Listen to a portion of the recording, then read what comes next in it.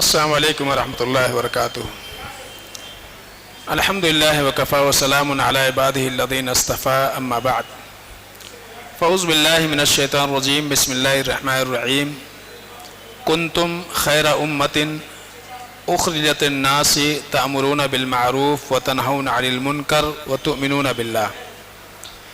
رب اشرح لی صدری ویسر لی امری واحلل عقدۃ من لسانی یفقہوا قولی. قابل احترام مصلیان اور پردہ نشین اور بہنوں، اللہ رب العالمین کے توفیق اور فضل و کرم سے چوتھی تراویح ہم سب نے سنی. اللہ تعالی ہم سب کے جملہ عبادات کو قبول کرے، ہمارے اندر اخلاص پیدا فرمائے، اور بقیہ ایام میں بھی اللہ تعالی ہمارے اندر عبادتوں کے تئیں حرص اللہ پیدا فرمائے. چوتھا پارہ جو آپ نے آج سماعت کیا ہے، اس میں سورہ ال عمران کی آیت نمبر 110 کے حوالے سے کچھ باتیں آپ کے سامنے رکھنے کی کوشش کی جائے گی. اللہ تعالی ہم سب کو عمل کی توفیق عطا فرمائے.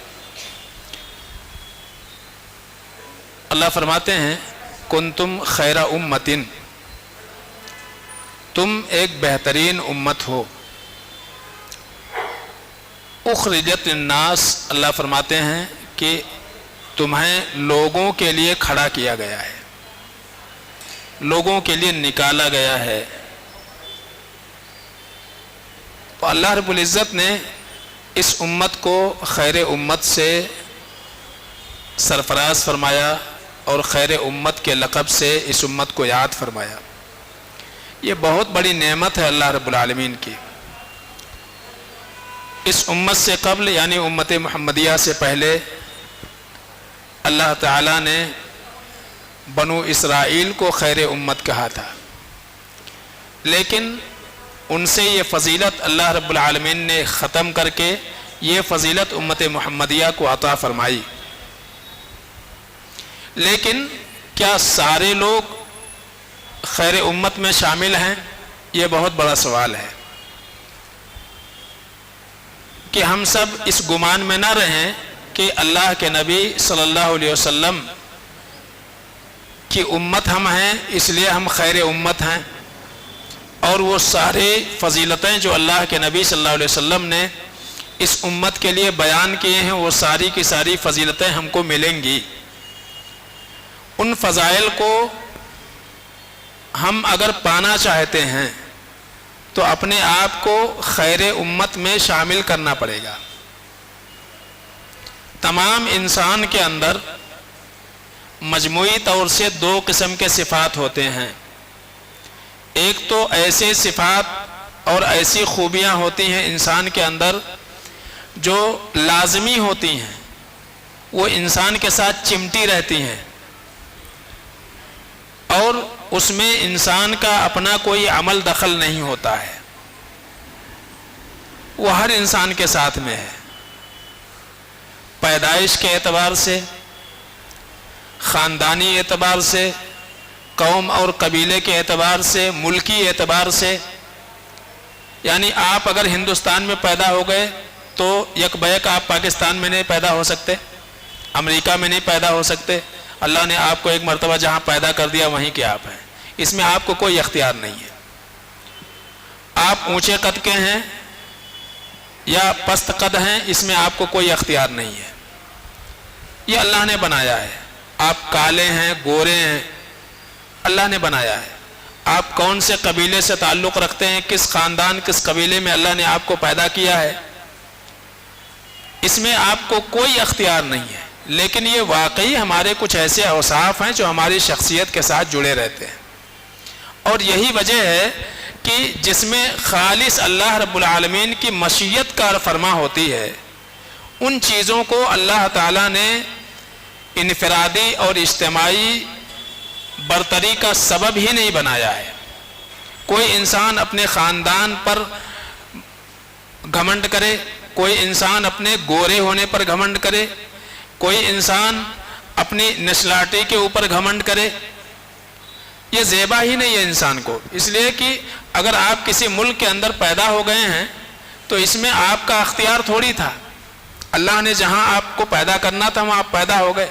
ایسا تو ہے نہیں کہ پیدا ہوتے وقت اللہ نے آپ سے پوچھا تھا کون سے ملک میں ہونا چاہتے. تو یہ وہ اوصاف ہیں جو انسان کے ساتھ چمٹی ہوئی ہیں، اور یہی وجہ ہے کہ ان چیزوں کو لے کر کے کہ میں فلاں خاندان اور فلاں قبیلے سے ہوں، میری ذات بڑی اونچی ہے، اس چیز کو بطور فخر کے بیان کرنا شریعت کے نزدیک ناپسندیدہ عمل ہے. اور اللہ تعالیٰ نے خاص طور سے ان چیزوں کو واضح کر دیا کہ وَجَعَلْنَاكُمْ شُعُوبًا وَقَبَائِلَ لِتَعَارَفُوا، ہم نے تم کو مختلف خاندان مختلف قبائل کے اندر پیدا کیے ہیں، مقصود صرف اتنا ہے کہ تمہاری پہچان رہے، تم پہچانے جاؤ کہ تمہارا تعلق کس خاندان اور کس قبیلے سے ہے. ایسا نہیں ہے کہ خاندان اور قبیلے کو لے کر کے انسان غرور اور گھمنڈ کے اندر مبتلا ہو اور اس کو اپنی برتری کا سبب سمجھے. تو یہاں اللہ تعالیٰ نے جو خیر امت کا لقب دیا ہے وہ اس لیے نہیں کہ کوئی عربی ہے تو خیر امت ہے اور عجمی ہے تو خیر امت نہیں ہو سکتا ہے. اللہ کے رسول صلی اللہ علیہ وسلم نے حجۃ الوداع کے اندر خاص طور سے بہت سارے دستوری احکام اللہ کے نبی صلی اللہ علیہ وسلم نے بیان کیے تھے. چونکہ آپ کا وہ آخری خطبہ تھا تمام اتنے بڑے مجمع کے اندر، اللہ کے نبی صلی اللہ علیہ وسلم نے وہاں کہا تھا کہ اے لوگوں سن لو، کسی کالے کو کسی گورے پر اور کسی گورے کو کسی کالے پر، کسی عجمی کو کسی عربی پر اور عجمی کو عربی پر کوئی برتری حاصل نہیں ہے. کوئی عرب میں پیدا ہوا، کوئی عرب سے باہر پیدا ہوا ہے، کوئی کالا ہے، کوئی گورا ہے، کوئی بہت لمبا ہے، کوئی چھوٹا ہے، کوئی خوبصورت ہے، کوئی بدصورت ہے. اس کی بنیاد پر انسان کو اللہ کی نگاہ میں کوئی مقام نہیں ہے کہ بہت گورا چٹا ہے، بہت خوبصورت ہے تو اللہ کے نزدیک بڑا اچھا انسان سمجھا جائے گا. یہ عرب میں پیدا ہوا ہے اس لیے بہت نیک اور بہت اچھا سمجھا جائے گا. نبی کے خاندان سے ہے اس لیے جو ہے اس کو برتری حاصل ہے، ایسی کوئی چیز نہیں ہے. بلکہ اللہ کے نبی صلی اللہ علیہ وسلم نے فرمایا کہ یاد رکھو کہ تم حضرت آدم علیہ السلام کی اولاد سے ہو اور حضرت آدم علیہ السلام مٹی سے پیدا ہوئے ہیں، یعنی تمہاری حیثیت پیدائش کے اعتبار سے برابر ہے بحیثیت انسان کے.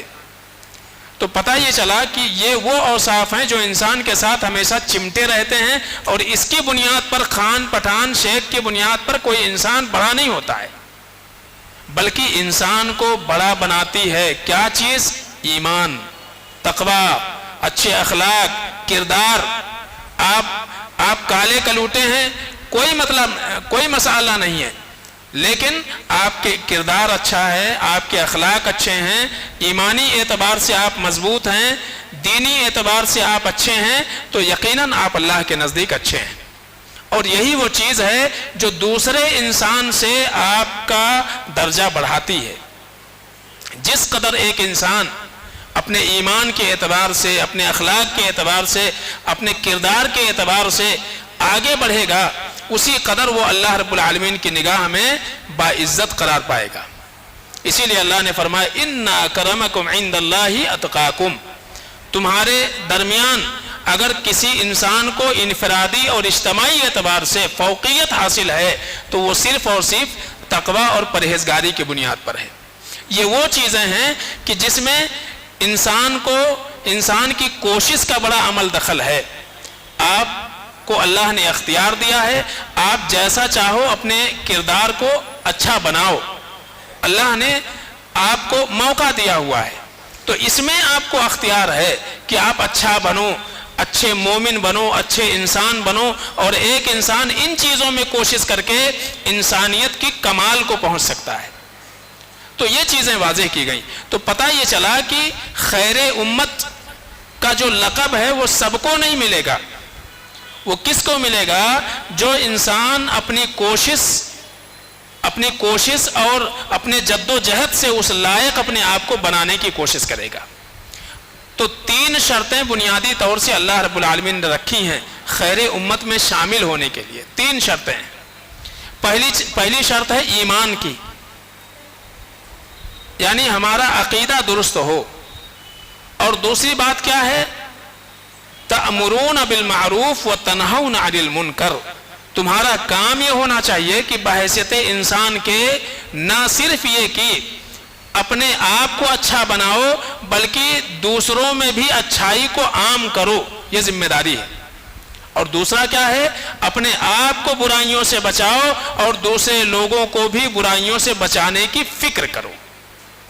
تو یہ بنیادی 3 اوصاف ہیں، اور اسی وجہ سے اللہ رب العالمین نے اس امت کو برتری دی ہے کہ ہم نہ صرف اپنے آپ کو اچھا بنائیں انفرادی اور اجتماعی طور پر، بلکہ اس خیر کو لوگوں تک پہنچانے کی بھی کوشش کریں، اچھائی کو، بھلائی کو لوگوں تک پہنچانے کی کوشش کریں۔ آج ایک بہت بڑا مسئلہ یہ ہے کہ تمام لوگوں کے نزدیک اچھا بننے کے لیے اور کسی کی نگاہ میں ہم برے نہ ہوں، اس لیے غلطی کرنے والے کی غلطیوں پر ہم کبھی اعتراض نہیں کرتے، ہم کبھی نہیں ٹوکتے۔ ہم کیوں اپنا بگاڑ کرنے جائیں دوسرے سے؟ یہ جو معاملہ ہے، ہر دل عزیز بننے کی جو انسان کے اندر ایک تڑپ ہے کہ ہم کیوں لوگوں کی نگاہوں میں کھٹکیں؟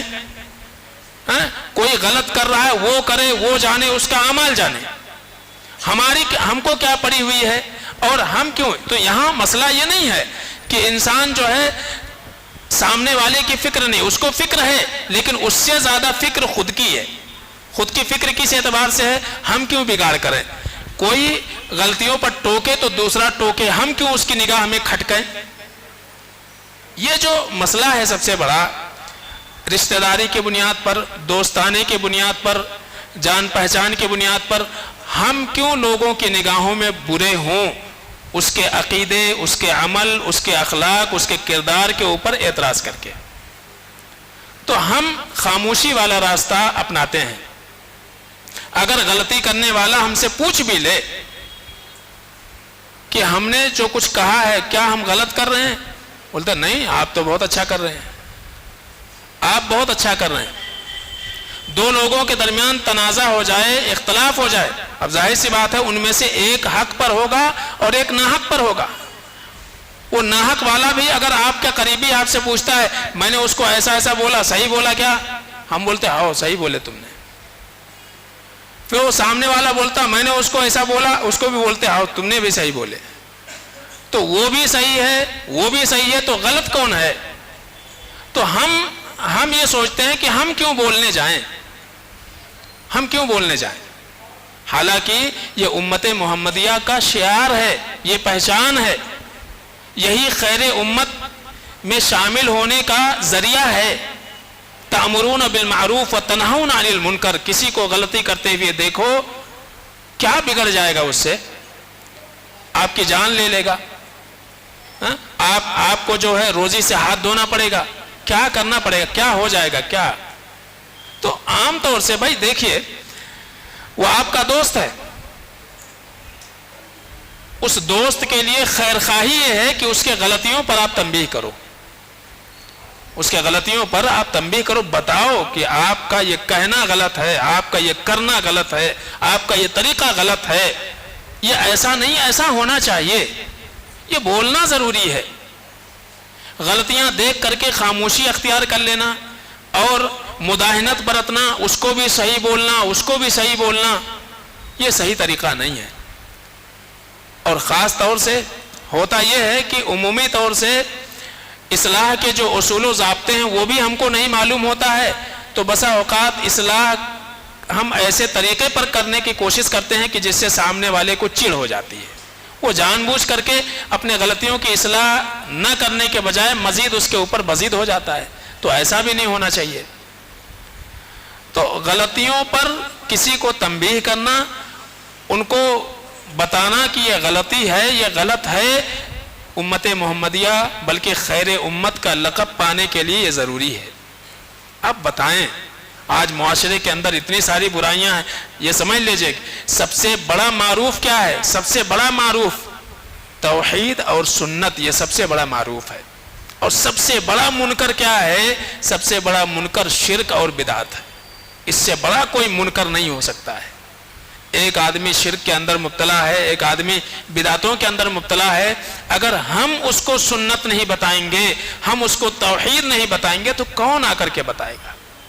آپ کے پاس خالص علم ہے، آپ کتاب و سنت کے دائی ہیں، کتاب و سنت کا علم آپ کے پاس ہے، اور امت محمدیہ کہ آپ فرد ہیں، تو بحیثیت مسلمان کے، بحیثیت مومن کے آپ کی ذمہ داری ہے کہ جیسے آپ کو دین سمجھ میں آ گیا ویسے سامنے والے کو بھی دین سمجھ میں آ جائے، وہ بھی اپنے آپ کو جہنم سے بچا لے، اللہ کے عذاب سے بچا لے، اللہ کی پکڑ سے بچا لے۔ یہ ایک فکر ہونی چاہیے ایک مومن کے اندر، ایک مومن کو اس بات کی فکر ہونی چاہیے۔ لیکن ساتھ ساتھ میں یہ بھی ضرورت ہے کہ انسان اپنی اصلاح کی فکر سب سے پہلے کرے، ہم اپنی اصلاح کی فکر کریں۔ ہوتا یہ ہے کہ عمومی طور سے ہم اپنی غلطیاں ماننے کو تیار نہیں ہوتے ہیں اور سامنے والے کی ایک غلطی بھی برداشت کرنے کو تیار نہیں ہوتے ہیں۔ ہمارے اندر 100 خرابیاں ہیں لیکن ہم کیا بولتے ہیں؟ ہم لاکھ برے ہیں لیکن ہم دل کے بڑے اچھے ہیں۔ سمجھ رہے نا؟ کچھ بھی ہم بولتے ہیں ہم دل کے بڑے اچھے ہیں۔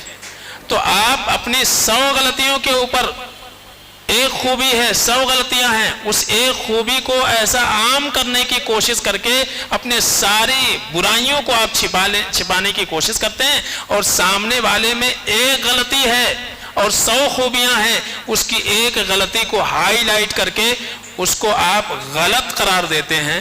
یہ بھی صحیح نہیں ہے۔ تو ایک انسان جو ہے حدود میں رہے، اپنے غلطیوں پر سب سے زیادہ محاسبہ کرے، لوگوں کی غلطیوں کو درگزر بھی کرنے کی کوشش کرے، درگزر جو کرنے کے لائق ہو۔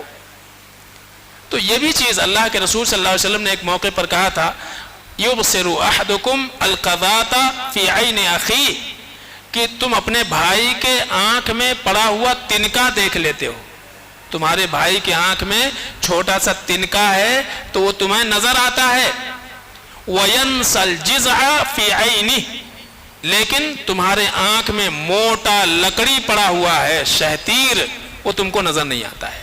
تو انسان اپنی غلطیوں پر نگاہ نہ ڈال کر کے دوسرے کے غلطیوں کے اوپر اس کی نگاہ زیادہ ہوتی ہے، ایسا بھی نہیں ہونا چاہیے۔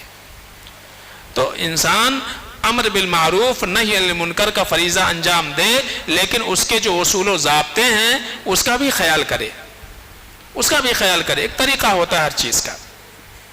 تو یہاں خیر امت کے تعلق سے جو بنیادی بات بتائی گئی وہ یہ کہ انسان پہلے دین سیکھے، اس کے اوپر عمل کرے، اور پھر مخاطب کو سمجھے اور اس کو اس انداز میں سمجھانے کی کوشش کرے۔ ایسا نہ ہو کہ ایک انسان اس انداز میں سامنے والے کی غلطیوں کو اجاگر کرے کہ اس کو اپنی ذلت محسوس ہو۔ تو ایسا بھی نہیں ہونا چاہیے۔ اور یہ فریضہ جب ہم چھوڑ دیں گے تو یاد رکھیے پھر جو ہے آج جو ہم ادھر ادھر سے مار کھا رہے ہیں اس کی ایک بہت بنیادی وجہ یہ ہے کہ ہم جو ہے یہ چیز جو فریضہ ہے، خاص طور سے آج شرک بدعتیں جو عام ہو رہی ہیں، اس کی وجہ یہ ہے کہ اگر اللہ رب العالمین شرک کی وجہ سے، بدعتوں کی وجہ سے ایک عام عذاب اگر نازل کرے گا تو اس میں وہ لوگ بھی آئیں گے جو اپنے آپ کو توحید والا، سنت والا کہہ رہے ہیں، لیکن لوگوں کو شرک اور بدعت سے دور کرنے کے لیے یا معاشرے سے شرک اور بدعت دور کرنے کے لیے کوشش نہیں کرتے ہیں۔ وہ سارے کے سارے لوگ اس میں شامل ہوں گے۔ بنو اسرائیل کے تعلق سے اللہ تعالیٰ نے فرمایا کہ لعن الذین کفروا من بنی اسرائیل علی لسان داؤد وعیسی ابن مریم ذلک بما عصوا وکانوا یعتدون۔ اللہ فرماتے ہیں کانوا لا يتناهون عن المنکر ام منکر فعلوه لبئس ما كانوا يفعلون۔ اللہ فرماتے ہیں کہ اللہ تعالیٰ نے بنو اسرائیل کے کافروں کے اوپر لعنت فرمائی، کس کے ذریعے سے؟ آل داؤد کے ذریعے سے اور عیسیٰ بن مریم کے ذریعے سے۔ کیوں؟ اس لیے کہ سب سے پہلا کام انہوں نے اللہ کے نافرمانی کی۔ دوسری غلطی کیا تھی کہ وہ لوگ سماج اور معاشرے میں برائیاں دیکھتے تھے لیکن منع نہیں کرتے تھے۔ ہم کیوں برے ہونے جائیں؟ اس کی نگاہ میں ہم کیوں برے بنے؟ کوئی اور آئے گا وہ بتائے گا۔ ہم کیوں بتائیں کہ آپ کا یہ عمل صحیح نہیں ہے، آپ کا یہ کہنا صحیح نہیں ہے، آپ کی یہ بات صحیح نہیں ہے، آپ کا یہ فیصلہ درست نہیں ہے، ہم کیوں کہنے جائیں؟ کوئی اور آئے گا وہ بتائے گا۔ اسی طرح سے اللہ کے رسول صلی اللہ علیہ وسلم فرماتے ہیں کہ ما من قوم يعمل فيهم بالمعاصي ثم يقدرون على ان يغيروا ثم لا يغيروا الا يوشك ان يعمهم الله عذاب يعمهم الله منه بعقاب. اللہ کے نبی فرماتے ہیں کہ جب کسی معاشرے کے اندر برائی عام ہو جائے اور اس معاشرے میں ایسے افراد موجود ہوں جن کو پتا ہو کہ یہ برائی ہے اور انہیں علم ہو وہ برائی کو روک سکتے ہوں، اتنا کنٹرول بھی انہیں ہو، لیکن وہ برائی کے اوپر کنٹرول نہ کرتے ہوں، اس برائی کو لوگوں کو برائی نہ بتاتے ہوں، تو کیا ہوگا؟ ایک عام عذاب اللہ رب العالمین نازل کر دے گا. ایک عام عذاب وہ کسی بھی شکل کی ہو سکتی ہے، مہنگائی کی شکل میں ہو سکتی ہے، بیماریوں کی شکل میں ہو سکتی ہے، اور ظالم لوگوں کے تسلط کے ذریعے سے ہو سکتی ہے، تو کچھ بھی ہو سکتا ہے، کوئی بھی شکل ہو سکتی ہے اس کی.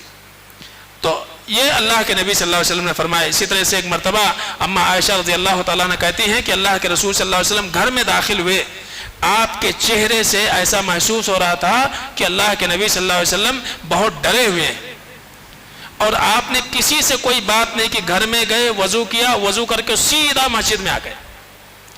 مسجد میں آئے، صحابہ موجود تھے، ممبر پر چڑھے، اللہ کی حمد و ثنا بیان کی، اور اس کے بعد اللہ کے نبی صلی اللہ علیہ وسلم نے فرمایا یا ایھا الناس، اے لوگو، ان اللہ یقول لکم، یاد رکھو اللہ رب العالمین تمہیں اس بات کی تعلیم دیتا ہے، کیا؟ مرو بالمعروف ونہوا عن المنکر، کہ تمہارا کام یہ ہونا چاہیے کہ اپنے سماج، اپنے معاشرے، اپنے سوسائٹی میں خیر کو عام کرو، اچھائیوں کو عام کرو، ونہوا عن المنکر، اور سماج اور معاشرے میں جو برائیاں ہیں ان برائیوں کو روکنے کی کوشش کرو، ان برائیوں کو روکنے کی کوشش کرو. اللہ کے نبی فرماتے ہیں قبل ان تدعوا فلا يستجاب لكم، اس سے پہلے کہ ان برائیوں کے نتیجے میں اللہ رب العالمین عذاب کا فیصلہ تمہارے تعلق سے کر دے، پھر تم عذاب ٹلنے کے لیے دعا کرو گے بھی تو اللہ قبول نہیں کرے گا. اس لیے کہ حضرت یونس علیہ السلام کی قوم کے ساتھ ایسا ہوا کہ عذاب کا فیصلہ ہونے کے بعد بھی اللہ نے عذاب ٹالا، لیکن اللہ کے نبی فرماتے ہیں کہ جب تم امر بالمعروف اور نہی المنکر کا فریضہ انجام نہیں دو گے اور اللہ کا ایک مرتبہ فیصلہ آ گیا عذاب کا، تو عذاب ٹلنے کے لیے تم دعا کرو گے تو اللہ تمہاری دعا قبول نہیں کرے گا. تو پتہ یہ چلا کہ صرف اور صرف اپنا بچاؤ کر لینا ہی کافی نہیں ہے، بلکہ جن گناہوں سے ہم بچتے ہیں، جس شرک سے، جس بدعت سے ہم نے اپنے آپ کو اللہ کی توفیق سے بچایا ہوا ہے، سماج اور معاشرے میں اگر وہ بدعتیں عام ہو رہی ہیں تو ہماری ذمہ داری یہ ہے کہ ہم اپنے کوشش کے بقدر، آپ میں اتنا علم نہیں ہے کہ آپ بتا سکیں تو کم سے کم اہل علم کے ربط میں ان کو لانے کی کوشش کیجیے. اس کا یہ مطلب قطعی نہیں ہے کہ ہر انسان مائک لے لے اور ہر انسان جو ہے لوگوں کو جا کر کے اسٹیج لگا کر کے بتانا شروع کرے. آپ کی ذمہ داری یہ ہے کہ جو برائی ہے، آپ کو لگ رہا ہے کہ یہ عقیدے کے اعتبار سے خرابی ہے، اخلاقیات کے اعتبار سے خرابی ہے، معیشت کے اعتبار سے بگاڑ ہے، ایسے لوگوں کا ربط جو ہے اہل علم سے جوڑنے کی کوشش کیجئے، مسجدوں سے ان کے تعلق کو مضبوط کرنے کی کوشش کیجئے، تاکہ ان کے اندر جو خرابیاں ہیں وہ خرابیاں دور ہو سکیں. تو یہ ہماری ذمہ داری ہے. تو امر بالمعروف اور نہی عن المنکر، جو ہے بھلائیوں کو عام کرنا اور برائیوں سے سماج کو بچانا، اگر یہ ذمہ داری ہم نبھاتے ہیں تب جا کر کے ہم خیر امت میں شامل ہو سکتے ہیں، ورنہ یہ حکم جو ہے یہ سارے لوگوں کے لیے نہیں ہے. اسی لیے ایک مرتبہ عمر بن خطاب رضی اللہ تعالیٰ عنہ نے کہا تھا، خاص طور سے کہا تھا کہ اے لوگو، جو شخص خیر امت میں شامل ہونا چاہتا ہے یا خیر امت کا فرد بننا چاہتا ہے، اسے چاہیے کہ اللہ نے جو شرط لگائی ہے اس شرط کو وہ پورا کرے. جب وہ شرط پوری ہوگی تبھی جا کر کے ہم خیر امت میں اپنے آپ کو شامل کر سکتے ہیں. اللہ سے دعا ہے کہ العالمین ہم سب کو سمجھنے عمل کرنے کی توفیق عطا فرمائے. آمین یا رب العالمین. السلام علیکم.